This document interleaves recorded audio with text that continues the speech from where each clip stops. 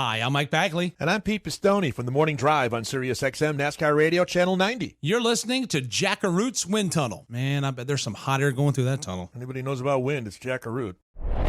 You're entering the Wind Tunnel with Jack Arute.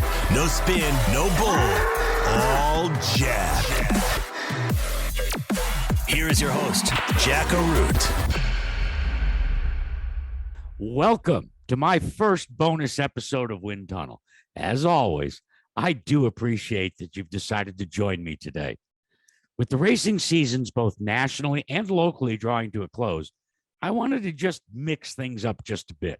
We all know the history that is the Indianapolis Motor Speedway, and after last year's COVID-19 protocols limited spectators, 2021 was the Brickyard's so-called coming out party, as fans finally got to see all the infrastructure improvements under new Speedway owner Roger Penske. I'll be visiting with Doug Boles, the IMS president, and I think you'll be impressed with what Doug has to say about the captain, his new boss, the captain's vision, and the impact on the greatest race course in the world, now that it is fully immersed in the Penske Way. This coming weekend, NASCAR's Truck Series ends round one of their playoffs, and I'll visit with Stewart Fresien, who hopes to be part of the series' second round playoff action. In addition to his Halmar Toyota, Stewart and I get to talk about dirt versus pavement, as well as why his dirt modified racing program is so vital to his career. And as I said at the outset, racing action may indeed be winding down, but there remains some off-track shoulder programming that, in my opinion, deserves your attention. Matthew Dillner, an old friend, grew up on Long Island, New York, going to races at the now defunct Islip Speedway.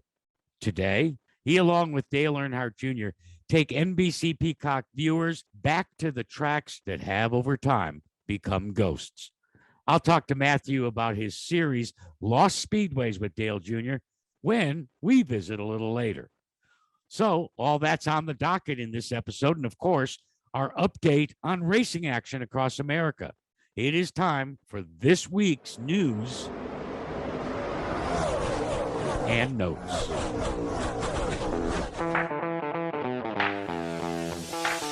Two weeks ago, NASCAR's oldest superspeedway, the Darlington Raceway, served as the epicenter for NASCAR's trucks, Xfinity, and round one of the Cup Series playoffs.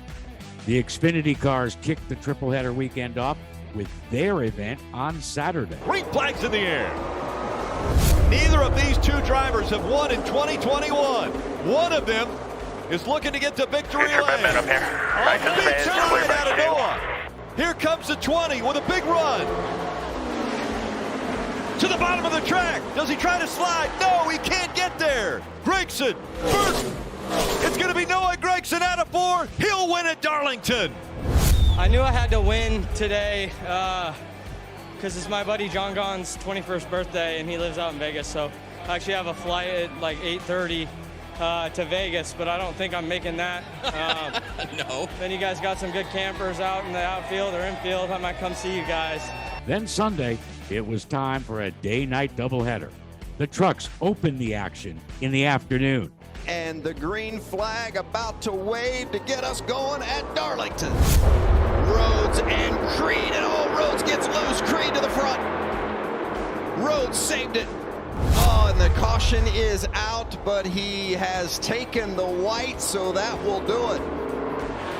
And Sheldon Creed will be the winner. Man, started our day really loose. I was like, oh no, we're in trouble here, but the guys worked on it. Pit crew killed it all day. This one's for the family of the 13 service members we lost. And with the sun setting in the Piedmont, it was time for the granddaddy of them all, the Southern 500. The Southern 500 about to get underway. The playoffs are underway. The 11 of Denny Hamlin already spun the tires on the start. Chase Elliott on the outside. Kurt Busch on the inside. Back under green. Here comes Denny Hamlin on the inside. Harvick on the outside. Elliott with a lot of sparks on the left front. He's up into the wall. Chase Elliott into the wall. A near perfect race for Denny Hamlin. Entering the playoffs, he was second in the regular season, but one of only 3 drivers that were winless, and now he's slow on the track. The 5 right up behind him. Smoke coming out for Larson. Larson up against the wall. It's a drag race to the checkered flag. Denny Hamlin's going to win it. Walk me through that last lap. Kyle Larson said, I tried to video game it. He almost got you, didn't he? Yeah, he drove it in past the limit of the cars and the tires, but I knew he was coming. I was a little bit conservative that last lap because I knew I had about a 4-car length lead. And, yeah, I didn't think it was going to go that deep. This past weekend, NASCAR staged a day-night doubleheader that featured Dale Earnhardt Jr. sliding behind the wheel of his JR Motorsports number 8 for the running of the Gold Bowling 250. But in the end, it was the team's number 9 taking that Xfinity Series top spot. 7 to go. Gregson on the inside. John Hunter Nemechek on the outside. Gregson with a great launch. Here comes Allgaier working that outside line. 1 lap to go, and still 3 car lengths separating the top 2. Coming back to the checker. Noah slipped a little bit right there. Gregson, after winning in Darlington last week, has a car length over Haley. Gregson is going to go back-to-back. He'll win at Richmond. By the way, Dale Jr. did finish in the 14th position. That night, it was time for NASCAR's Cup Series second race in round 1 of the playoffs. Door-to-door, side-by-side for the lead. Hamlin trying to fight back on the outside here. Oh, big hit there for the 1 of Kurt Busch. But here comes Chase Elliott to the inside. Oh, the 11 almost into the 99 there. Guy's kind of moving around, almost had some contact. Getting up the racetrack. I just don't know that this car's doing what he wants to right now. 19 to the inside. For the lead, here comes Martin Truex Jr. It's going to be Martin Truex Jr. sliding all the way across the finish line at Richmond. It's it's a big day, Marty. It's an important day in our history, and I think all of us here, we're proud to win, and this car is amazing, and there's so many people to thank. But what a day to win on, and it reminds you the honor it is, the privilege it is to get to come out here and do this. Sunday, the IndyCar Series started their 3-week march to the championship when the series returned to the Portland International Raceway after a 1-year absence due to COVID-19. Despite missing out in 2020, it still was more of the same from Portland down in turn number 1 at the start. Ready to race in Portland, here we go! And Dixon gets a nice jump on the inside of Rossi. They head towards you, PT.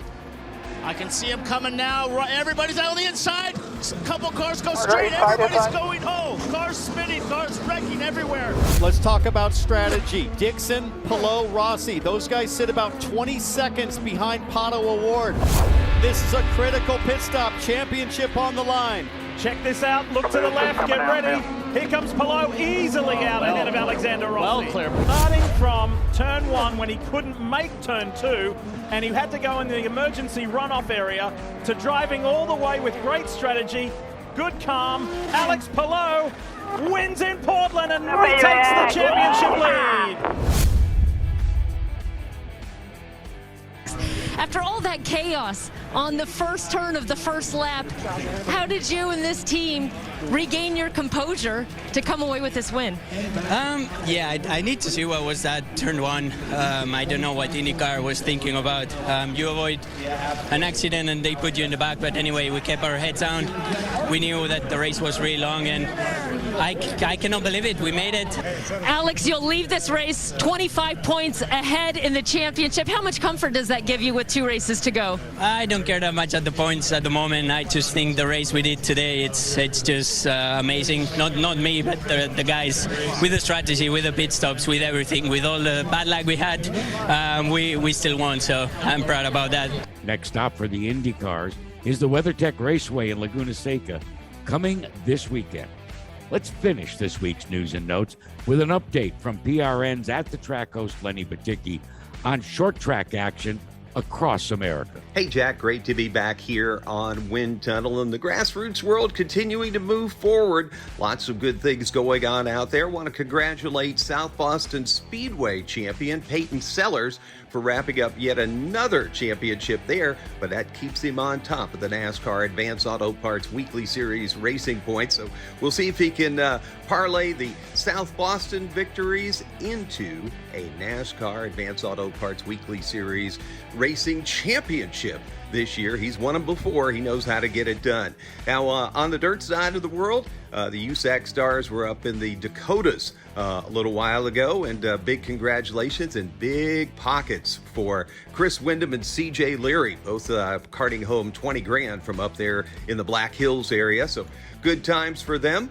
And Eldora, 3 out of 4 for Brandon Overton in the dirt late model. Jonathan Davenport grabbing one of the World 100s that were available. Overton got the other one, and then of course Overton had the 2 dream wins before. So as much as we praise Kyle Larson for doing all the great things, Brandon Overton as well in the dirt late model, continuing his great run this season. Grassroots tracks starting to kind of wind things down towards this point of the year. Throughout the end of September and into October, a lot of championships being held. Hopefully folks tuning in here will get out and at least get one more chance to go out and see these racetracks, and a couple of them that are certainly on the bubble.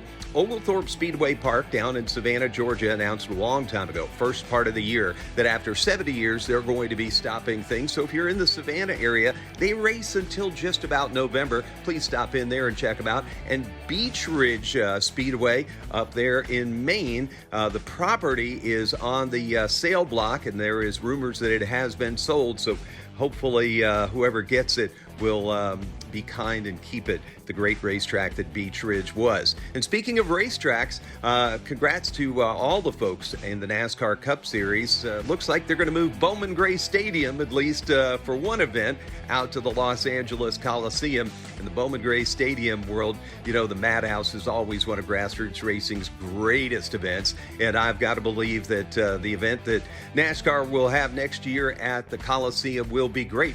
One thing of note, back in the 30s, 40s era, there were midget races out at the LA Coliseum. Of course, Evel Knievel did his things, and the trophy trucks and all the different things that have ran there. So it's got a rich history of motorsports. It'll be neat to see what Los Angeles Coliseum has for the NASCAR Cup Stars. That's your grassroots racing report, Jack. Always a pleasure to be here on Wind Tunnel. You can follow PRN's At The Track on Twitter. We'll keep you updated with all the rest between the shows. Take care. Bye-bye.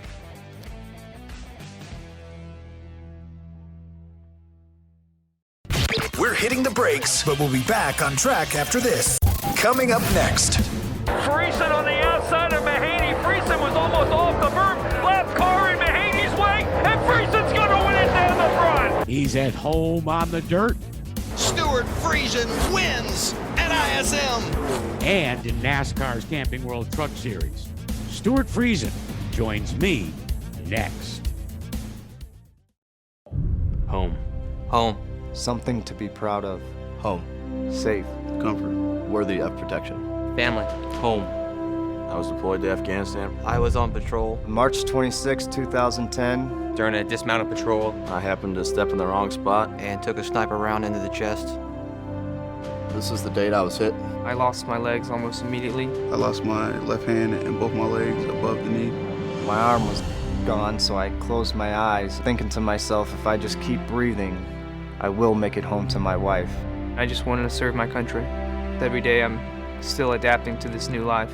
It was hard having everybody change their lifestyle to take care of me. A typical home doesn't feel like home to me. They have to carry my chair up the stairs. The hardest thing in my life is to have to call and yell for my children to help pick me off the bathroom floor. Where do you go when home isn't home anymore? This is Mark Wahlberg. There are over 1,000 families that need our help. Talented Towers is honoring those heroes that risked their lives by providing them with mortgage-free homes. Yes, I'm on the waiting list to have a home built. It's going to be amazing. The smart home technology, it makes my life a whole lot easier. And it's 100% accessible. It's built to fit my needs. For me to gain independence again would be just amazing. Be able to just take care of myself as an individual. This home will allow me to be self-sufficient. It'll help me live my life. It gives me back some of my dignity, who I used to be. There is a waiting list for houses. This is the waiting list. There are a lot of people on that list, yeah. there are a lot of guys like me out there. Maybe too many. Gives you back your dignity, your pride, your self-perseverance. Thanks to Talented Towers, I'm going to have all these freedoms given back to me. Home. Personal. Safety. Dignity. Family. Independence. Confidence. It's the American dream, isn't it? Home. I'd like to ask you to contribute $11 a month to support their efforts. Please visit TalenTedTowers.org. My next guest is one of the mainstays on NASCAR's Camping World Truck Series. He wheels the Halmar Toyota in the series, but throughout the Northeast, he is also known as a hot shoe on the dirt modified circuit. I am pleased to be joined by Niagara-on-the-Lake's very own Stewart Fresien. Stewart, those of us in the Northeast that live and breathe modified racing, be it on asphalt or on the dirt, know that you keep very, very busy. So what's the schedule been like? I caught you a couple of times at Fonda on Flow Racing, so where you been at? Yeah, we've been busy between the short track Super Series stuff, traveling around, the dirt car big block stuff. We've been busy. We've been rolling right along here.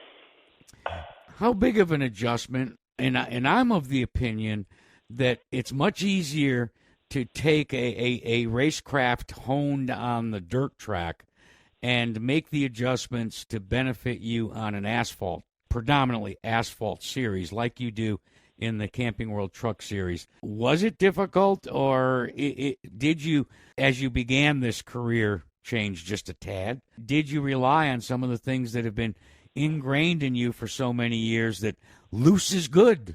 Yeah, exactly. And a lot of the stuff and a lot of my problems and things I need to work on the Truck Series side is just, not overdriving it. Sometimes, with the trucks and on a pavement type setting, that sometimes the car's only going to go so fast, and all you do is get in trouble trying to push it any harder. So that's been a little bit of adjustment. We've had some fast trucks though, and we continue to get better with our team, with our Toyota Tundras, with the Halmar team, and but that's the thing. Sometimes dirt you can move around, you can find something a little bit different, move your line around, and some of these pavement races you kind of got what you got. So a little bit frustrating sometimes, but it's the nature of the beast, and it's a blast to do either way, and love doing it. You made a change in terms of team composition, and I'm wondering, are you happy with the progress that you and Halmar have made with these Toyota Tundras that are now under your roof? Yeah, absolutely. It's been a lot of fun, putting this whole deal together with Chris Larson from Halmar, Trip Bruce, who has been my crew chief at GMS, and when we were hooked up with Tommy Baldwin before that. So he's kind of moved into more of a manager role now. We have Jonathan Leonard, engineering and crew chief, and me and Jonathan are just kind of more the same age, on the same page on a lot of stuff, and work really well together. So as far as the team goes, I'm happy with where we're at. It's been a major challenge, but pretty exciting and a fun one on top of that. Let's go back to Knoxville, okay? Earlier this season, I think it's pretty safe to say that it wasn't one of your better performances. You're in the cockpit of that race car, and you don't have anything. You're like trying to just ride along and figure out what the hell am I going to do here, because dirt, hey, I've won on dirt in the Truck Series, and I'm supposed to be, the king of the dirt. I got my wife running my backup truck, and all of a sudden, the whole world collapses on you. Did you have a moment when you go, what did I do to deserve this fate at Knoxville? Yeah, that's for sure. It was frustrating, to say the least. I think it was frustrating for everybody involved. The teams, 3/4 of the racers that got used up, and probably the fans as well. So hopefully we can make some changes, and it's just I don't want to say the wrong thing, but they just need to start making some calls and just putting the guys in the back, parking guys if they're going to continually run through people, and it's not just Knoxville. We see it at the road courses. No. We see it at Martinsville last year. You could be leading with one to go and have the fastest truck there, and the guy in second is just going to plow you out of the way. So hopefully the series can step up and make some changes with that and get us back to some more real racing. Look, you can't afford to answer this question, so I'll turn it into a statement, and I truly do believe this. any of us that were born and bred on open wheel modified racing, you don't just drill somebody. And that's where I think the fine line has been violated over and over again at what I call the lower two tiers of the premier level. Not surprising, to be quite honest with you, because the majority of those folks are not like you. They didn't cut their teeth having to deal with open wheels, so they're kind of used to watching too much of Talladega Nights and Rubbins racing. Exactly. No, I couldn't agree more with that. You know, I had the chance to visit with Josh Berry, and we were talking and chatting about the fact that his emotional speech that he made in Victory Lane when he won on the Xfinity level said, "This one's for all the short track racers of America." You've won. You continue to be a short track racer. I kind of say that plays a much more critical role in what fulfills you than I think the average Truck Series fan could ever come to appreciate. But surrounding yourself, as you have as well, with short track racers, how important is that to Stewart Fresien? That's the name of the game, you know. Like you said, Josh Berry, I'm a big fan of Josh. It's cool to see a guy, you know, that's not 18 years old, that's got a family, that's went out there and made a career racing, get a shot, you know. Bubba Pollard's another guy that really deserves to be in a top ride, you know. So it's cool. So I'm a fan of Josh. I'm a fan of what he's got going on. No, he's definitely another 30 plus. I think he's over 30, but another 30 plus guy or around that age, up and comer, which is cool to see. And it's a throwback to the kind of the good old days. Yeah, not bad for a bank teller. Okay. Right. Yeah. Exactly. Is that what he does? Well, he got the call. He was running at Nashville Fairgrounds Raceway, and he gets the call from Dale Jr. While his full-time position, he was just like every other weekend racer that you compete against. He was a bank teller. Okay, that's awesome. So you know all the paths that lead us to what we're pursuing as a passion, Stewart. Yeah, you can relate to this. They may be varied, but passion is the key word. When you look at what you've accomplished so far, winning that Camping World Truck Series title, is that like one of those most burning desires that you have, even more so than, let's say, winning Syracuse? Yeah, for sure. You know, to me, growing up, Syracuse Super Dirt Week, that was like the holy grail of racing. Well, that's why I brought it up. Yeah, no, exactly. And NASCAR really wasn't on my radar. You know, I didn't have the sponsorship. It wasn't all falling into place and was making a great career running modifieds. But now that you say that, you know, being in the Truck Series 4 or 5 years now, having some great equipment, great teammates at HFR and all our guys, you know, for sure, you know, we want to win a race with our own team. First, and we've been close a couple of times. We've had some top fives. We've had some races where, you know, we were very close to having a dominant truck, and you know, a championship would be excellent. You know, I look at, you know, last year definitely as a building year, and then with COVID-related stuff on top of it, you know, without the practice, it's been a little bit of a challenge. You know, same with this year. We've you know, had some swings and misses. Even went to Knoxville and with a major swing and a miss. You know, had to redo the whole truck before qualifying, but. No, I believe that you know, the resources we have with Chris Larson and Halmar, there's no reason we can't, you know, compete for a championship. Got to ask you one question though. For sure. It was pretty important for you to have your wife be in the same truck race with you, and it had been quite some time. You made some NASCAR history there, but you also were stretching your resources thin. So when it came down to the decision process, and I don't know whether it was Jonathan or whether it was Tripp, and you had to decide, do I keep the really very best piece or part, or do I give it to my wife? Who made that decision, and who got the part? That was a tough one, and like as you say, there was a little bit of a fight for sway bars. After there practice. You go. Yeah, we both needed to stiffen up. I think we only had one 475, one 550 each, and or on the, you know, I mean on the truck, and it was a little tough. Me and Jonathan were a little bit more aggressive than Tripp was on trying to get it right and make a change. So Jess struggled a little bit, unfortunately. But no, she's great. It was fun. She's a very analytical racer.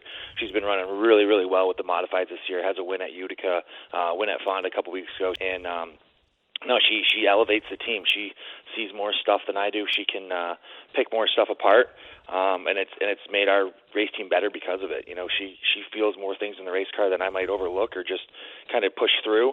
And it's made our team better because of it. So it's really cool to have her on board.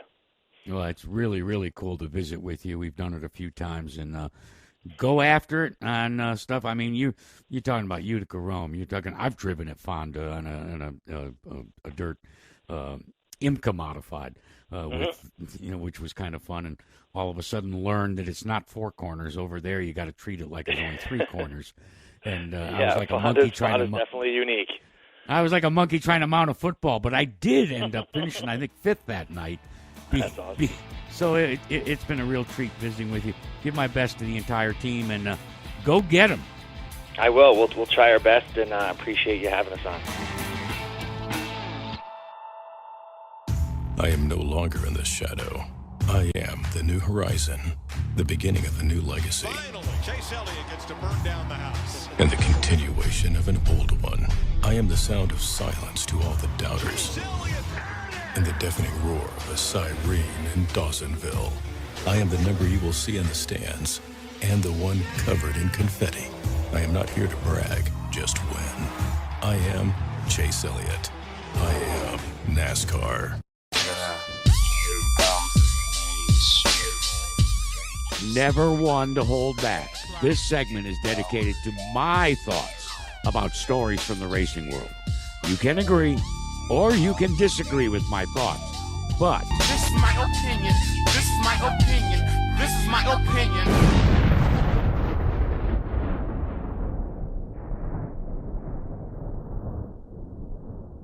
about 130 laps a couple of weeks ago into the Southern 500 at Darlington Raceway, this happened. Oh, the 18 car's got trouble. He's been into the outside wall hard. Right side. Wow. Big Hold on. contact. Come down. Look at that right rear quarter panel. Go to the garage. You hear him.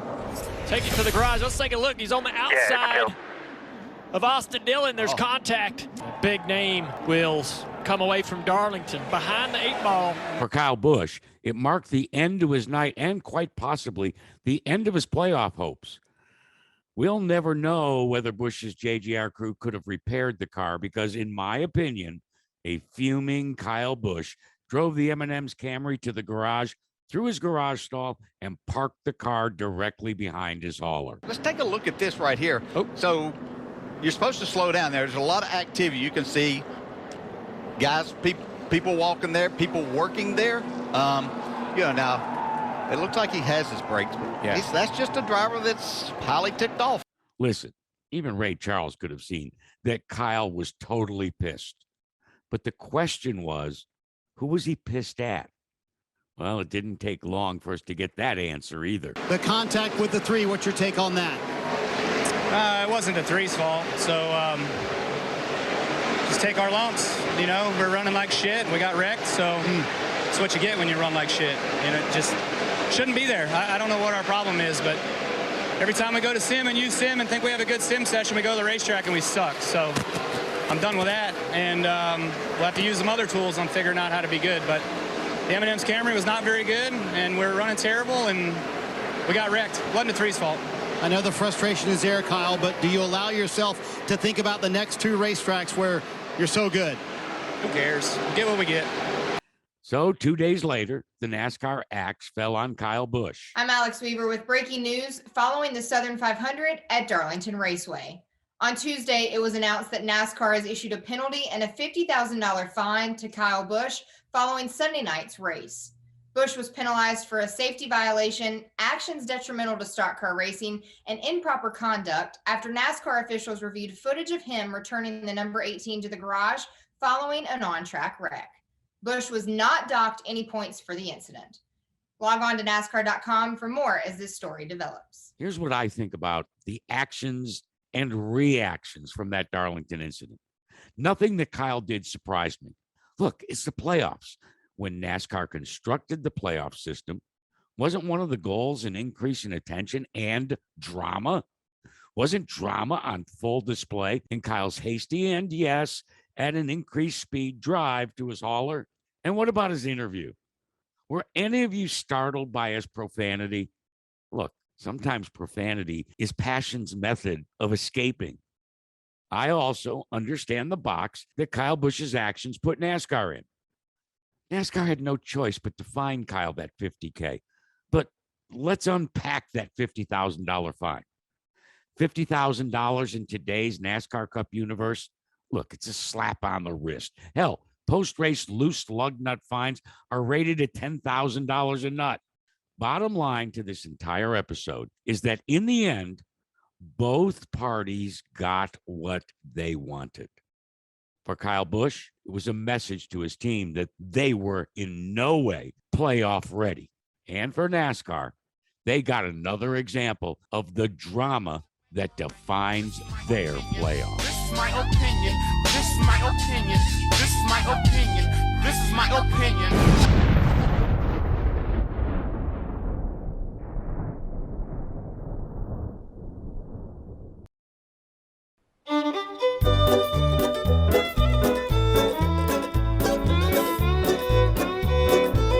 Well, like many of us, Doug Boles started his romance with the Indianapolis Motor Speedway quite simply as a race fan. But from there, he followed his passion for IndyCar racing, moving from team marketing initiatives to co-ownership of Panther Racing, and then on to important marquee leadership roles at the greatest race course in the world. He currently serves as that track's president and has been the face of the Indianapolis Motor Speedway for more than 8 years.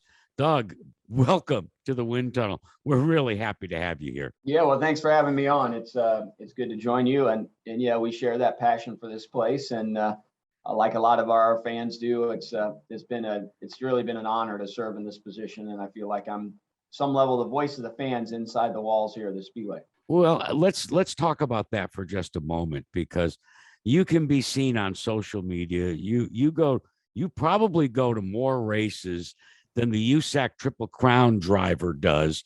And you're there getting input from those race fans who, listen, in our careers, there were moments of disenfranchisement from the fan bases, but you have worked very, very hard to try and not only reestablish that, but give their voice inside strategy meetings for the greatest race course in the world. Yeah, for me, it is true. I mean, if I'm not here on a weekend managing through a race, I'm trying to convince Beth to let me go somewhere else, back around the U.S. or IndyCar race or NASCAR races. My passion outside of the 500, frankly, is short track. So any opportunity I have to go watch a USAC midget or sprint car or a Silver Crown car somewhere, I try and go. So, for me, it's a great opportunity. Obviously, I love to hear from fans here, but I also like to experience what works well for fans at other racetracks, because I think it just helps make us better here and gives us ideas of how to make the experience at the Speedway better. And the beauty of going to some of those races, I just sit in the grandstands.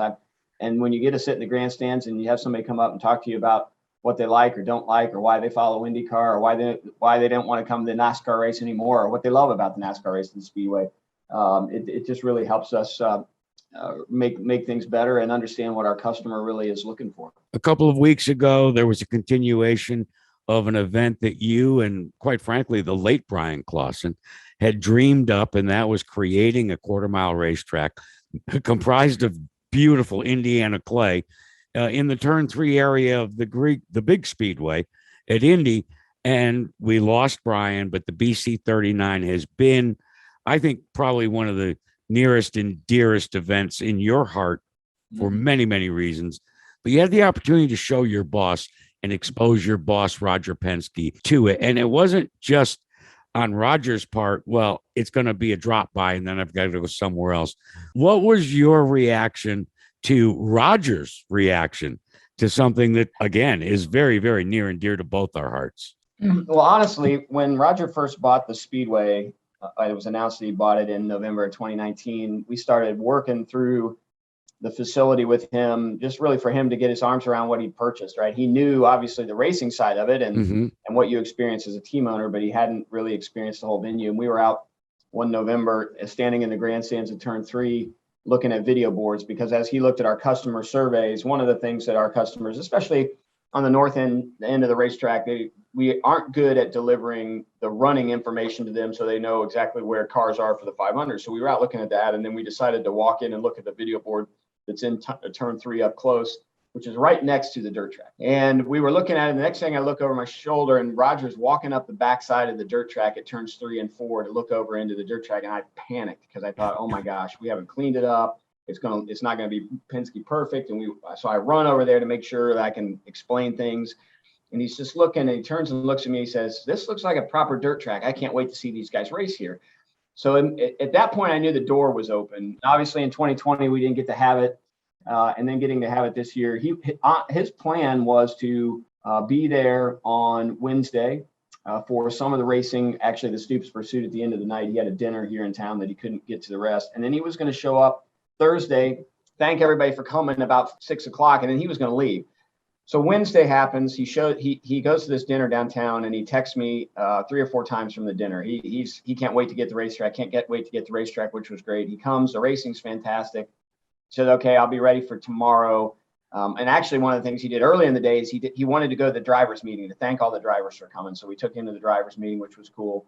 And then we knew he was going to come back and do his little speech. And then what we found out was he had moved all of his schedule on Thursday night. He was staying for the whole thing. So having him make the decision on his own that he was going to stay for the whole thing and then have a blast while he was here. And he's basically said, look, this needs to be the biggest midget race in the country. We're going to do everything we can to support it and make it better. He's got a whole list of things that he on his own said, hey, let's do X, Y, and Z. He's asked us for a list of how to make it better. So he's all bought in and really excited. He was just really impressed with the drivers. He spent part of the night going in trailers, meeting drivers, meeting team owners. In a way, it took him back to Sportsman Park outside of Cleveland, where he actually grew up learning to love racing, was a small dirt track there. We've connected to his real foundation for racing through this. So I couldn't be happier. It was fun to watch him just enjoy it. And he brought some of the folks that work for him in Detroit who'd never been to a dirt track race before, and he brought them and put them up on the spotter stand where the teams are for the first heat and had them stand at the rail. He kept turning around winking because he knew that these guys had no idea they were going to get covered in dirt. So for him, it was a little bit of a joke. But it was maybe one of the highlights of the year for me, just seeing how much fun he had with the BC39. There have been plenty of highlights, Doug, for the Indianapolis Motor Speedway this season. First with the GMR Grand Prix that kicked off and welcomed fans to this multi-million-dollar Roger Penske and Doug Boles engineered infrastructure improvement plan, and then have the Indy 500 with an incredible group of folks turning out and the way that ended. Then we get the renewal of the Saturday, Sunday NASCAR IndyCar doubleheader, and then the move of the Brickyard 400 to the Verizon 200 on the road course. It's as if we had to wait an extra year, and yet all of it has become a perfect storm of, I think, success. But I wonder, in your talking with fans, what about in terms of acceptance and popularity for all the moves that you all did there? Yeah, so far, I think our fan response has been really positive through the video boards, the restrooms, just really the general cleanliness of the facility. And it's simple things, not simple, but they're things that, are definitely Roger Penske things, like, cleaning up all the fence line with new fences and top rails and new asphalt and paint in places where the facility needed it. And when you start adding all those little things up, it changes the entire experience when you come through. So we've had some great feedback from fans on it, and fans want to know what's next and how are we going to continue to improve it. And I think, Roger's publicly said he's spent well over $20 million in improvements over the last 18 months, and he's going to continue to do that. And I think as fans, it's pretty neat to have an owner like that who isn't really just about how can I extract more money from the fans. It's how can I invest more to make the fan experience better. And I think that's what you get when you get a smart businessman who also is really passionate about the events and the brand,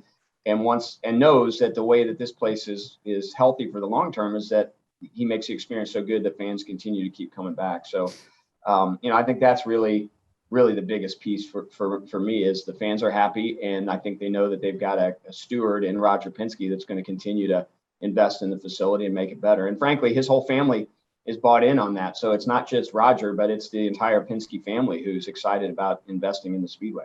Is there anything that you now know about Roger that you didn't when you were either a car owner or just the Speedway president? Is there anything, Doug, that after spending time with him now that you go, wow, I didn't know that about Roger Penske? A lot of things you learn. Nobody works harder than Roger Penske. Roger Penske doesn't stop working. It's 24 hours a day. He's trying to figure out how to make things better. There's nobody that's more focused on details than Roger Penske. And again, you see that in his race teams, but just seeing him do that himself. But the thing that I think has struck me that I wouldn't have expected, that's been really amazing, is how much Roger Penske listens. He is a great listener, and I think that's one of his strengths is he'll listen to fans, he'll listen to other stakeholders before he makes a decision, and he wants to make sure that the decisions he's making are based on not what he thinks, but what the people that are actually impacted by those decisions think. And it's amazing to see him walk around our facility here and walk into the ticket office, for example, and our head of ticketing is Kelly Lehman, and he and Kelly have almost a daily conversation via text or email about how things are going and what we can do. But when Roger's here, he wants to talk to the frontline ticket people and wants to listen to them on their experience. The same with the facilities team. He works well with Tyrone Garrison. He, again, another one of those relationships that's really close.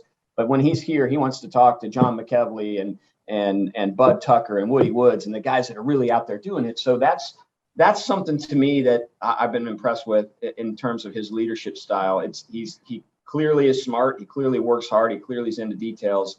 But the other special sauce in him is he listens to people and takes their comments into consideration before he makes a decision.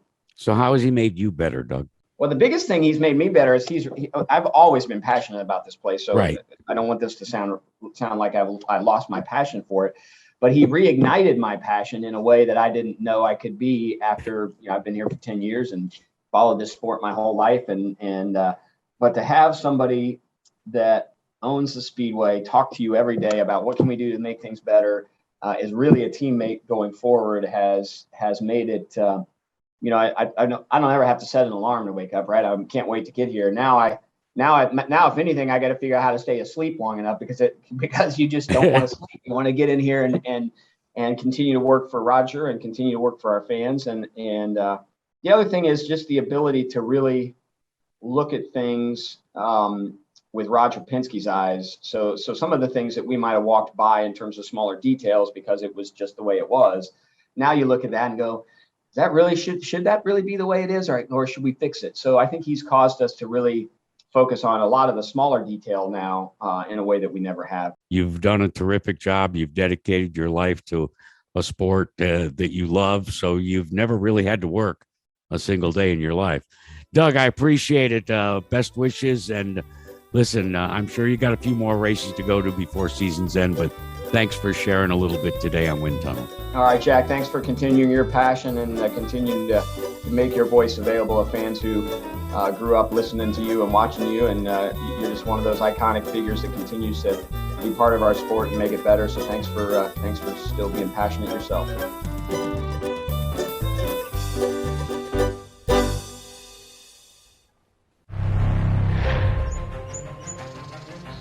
I'm Dale Earnhardt Jr. My whole life, I've been fascinated with old, abandoned racetracks. So much so that I began marking their locations on my own personal map. Now I'm taking my passion to the next level. I'm sharing my map, and I'm sending my crew out to find these tracks. I'm putting my buddy Matthew Dillner in charge. He's a fellow ghost track enthusiast, and he's the perfect man for the job. I'm going to even tag along on a few of these trips. So let's go explore these speedways. Let's tell their stories. For nothing is lost that can't be found, and nothing exists that can't be cherished. It's become one of NBC Peacock's most popular racing shows. It's Lost Speedways, and I'll visit with one of the guys behind that project next.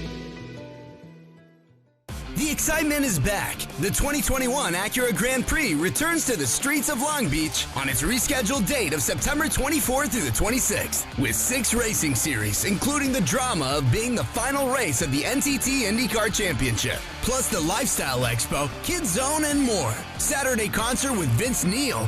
Come out to the beach for this exciting weekend, September 24th through the 26th. Tickets at gplb.com.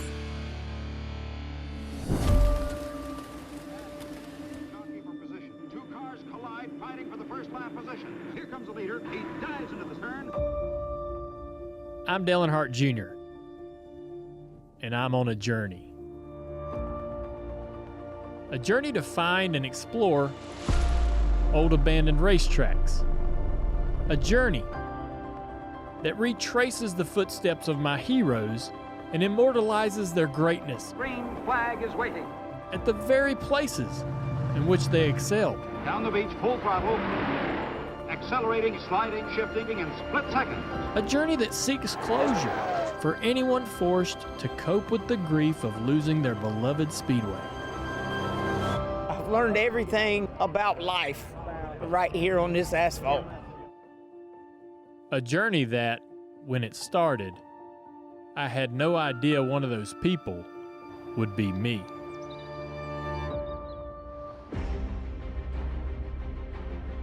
Well, I am genuinely excited about my next guest here on the Wind Tunnel because he shares a passion for the world of motorsports that it probably surpasses mine. He is the executive producer of the NBC Peacock series, Lost Speedways, of which, by the way, I have become the #1 fan. I watch them over and over again. I have watched season 1, season 2. Matthew Dillner, when the hell are we going to get season 3? Oh man, that's hey, listen, we didn't stop working. I took about a week off with the family, and after that, I've been like head down on research and stuff. We're ready for when they say yes, which we hope is soon.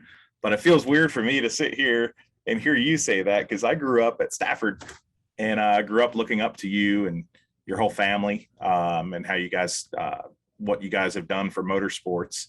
And so it's kind of weird to hear you say that, but I'm incredibly grateful. So, how did the concept develop?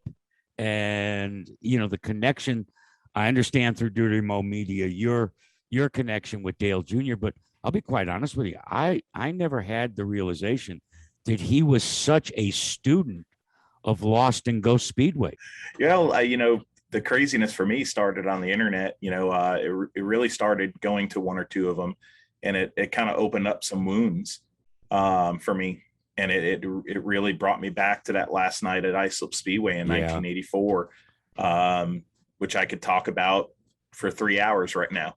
I remember every little detail about it. And really, that's what birthed my love of history in general, traditions and nostalgia, whether it's family, sports, racing, which is my #1 passion. But so really I just started doing this Lost Speedways thing as a hobby on the internet, and a few other internet friends made a few other really cool internet friends that we all started mapping them. And the whole time, like, I worked in the NASCAR garage for 19 years, Jack, and doing everything from producing to just lugging around cameras, trying to make a name for myself, hosting a little internet show called Garage Cam. And Dale, I didn't go to Dale with anything. Dale came to me and was like, "Hey man, I really like what you're doing with this, man. This is cool. I've got a map too." And I'm like, "No way." And here we really never connected a lot. And then, 17 years into knowing him, all of a sudden he's like, "Here's my number, man." He's texting me history stuff. I'm texting him history stuff. And then the rest is history. He was genuinely interested in it. He had his own map, and now all of us have the map together. And there's a lot that goes into how we got together after that. And it's an incredible story. We live in an era where people really don't want to pay attention to history. And look, I've experienced it. You have. There is indeed a fine line, because if you spend too much time in history, then you get that back in the day mentality and that reputation.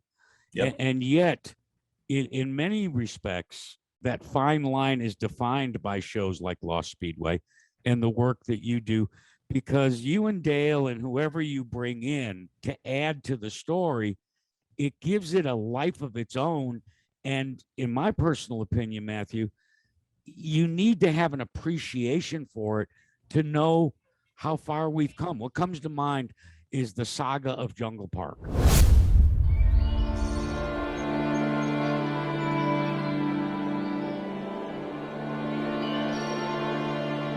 This place was so dangerous.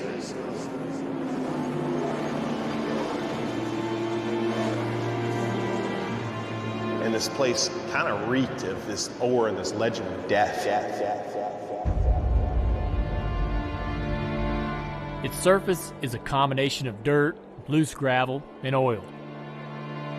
Its front stretch sloped downhill, and when cars didn't make the turn, they didn't hit a wall, they hit trees.